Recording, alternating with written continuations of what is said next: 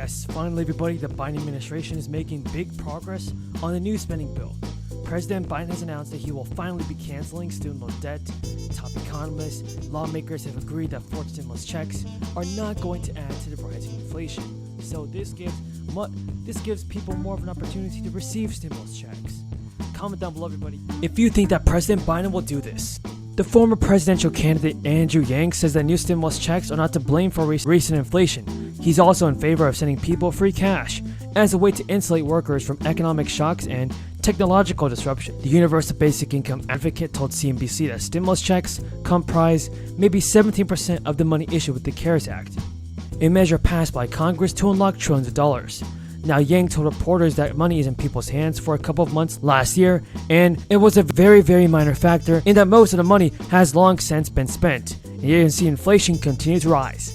Yang is also pointing out that prior to the economic payments, the primary drivers of inflation were staples like education, healthcare, and housing. Consumer prices rose 8.5% in March, reflecting increases not seen since the United States in 1981. The surge in inflation, according to Andrew Yang, has a lot to do with the fact that there aren't enough goods to go around, so people are experiencing pent-up demand. He stated everyone is concerned about inflation, and I'm concerned about the fact that it's making a lot of Americans' lives miserable, because it's very difficult circumstances when your expenses are climbing, and maybe your income isn't keeping this pace. Do you agree with Andrew Yang on this, everybody? Tell me in the comments down below. And do you think that inflation is caused by the stimulus checks?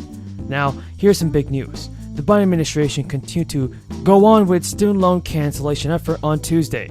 It did this by announcing 40,000 borrowers would see their student loans become eligible for discharge under the Public Service Loan Forgiveness Program, and 3.6 million more will move closer towards forgiveness.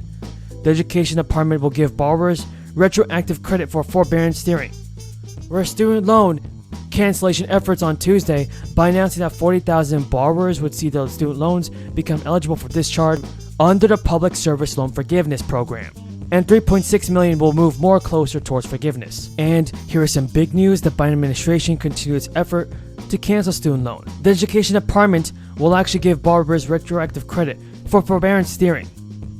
The two moves bring millions of borrowers closer to forgiveness on government repayment programs. The U.S. Secretary of Education said that we wanted to act as quickly as possible to address these problems, but we expect these figures to only grow as they continue to analyze and implement these solutions. A former Education Department official last week highlighted that problematic income-driven repayment program as one reason for broad-based student debt forgiveness. Former Education Secretary actually said that we are very focused on trying to improve income-driven repayment plans, and our hope was in the Obama administration that income-driven repayment will help address the student debt crisis, but the reality is it has not. A recent study revealed how, showed over the years, loan servicers struggled to implement income-driven repayment and ended up mismanaging the portfolio. Some providers were not clearly tracking payments and did not know when borrowers qualified for forgiveness. The mismanagement caused many people to miss out on debt relief. According to research from the National Consumer Law Center, despite millions of student debtors qualifying for forgiveness under income-driven repayment terms, stipulating that borrowers who pay for 20 to 25 years can see their debt forgiven, only 32 borrowers have actually had their debt canceled. The government's efforts to reform the system piece by piece instead of broad-based forgiveness has chipped away at the $1.7 trillion in outstanding student loan debt held by 41 million Americans. Now, the gentleman from Pennsylvania, Mr. Dwight Evans. Thank you, Mr. Chair. I'd like to ask the president of the borough sort of the same question I asked Ms. Kavanaugh. Do you have any suggestions in terms of saying the Congress incentive building owners to improve safety measures? What would you suggest? Thank you for the question. I definitely think that increasing more inspections in federally assisted HUD buildings would be great. I think having the federal presence on the ground is a critical part of this work. I definitely think that access to additional HUD vouchers would be great. What we've learned in Twin Parks is that many of the working families were not initially eligible for vouchers, and many of them felt that they should be accommodated, although they have working income, but because of the trauma faced by the fire at Twin Parks.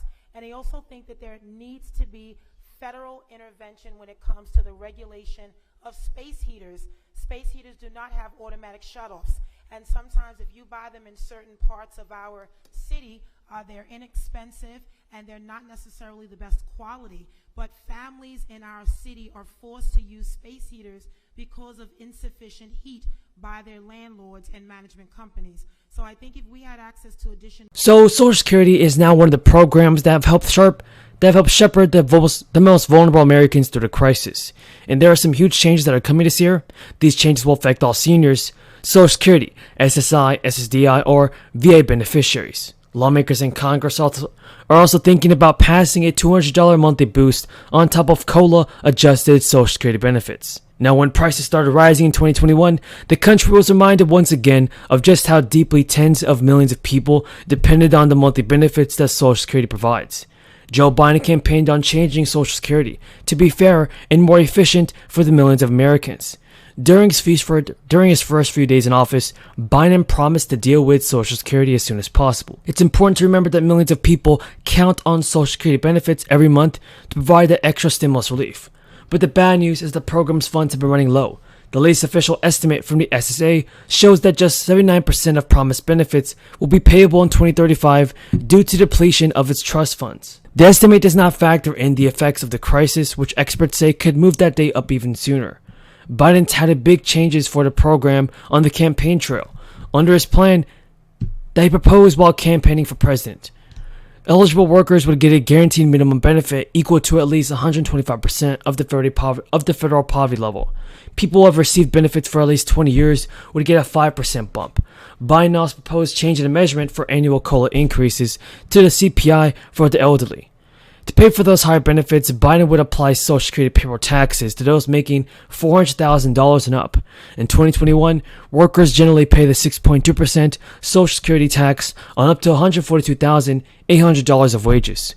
But the good news, everyone, is that 2022 is a new year, and many economists expect Social Security to be on top of the legislators' agenda this year.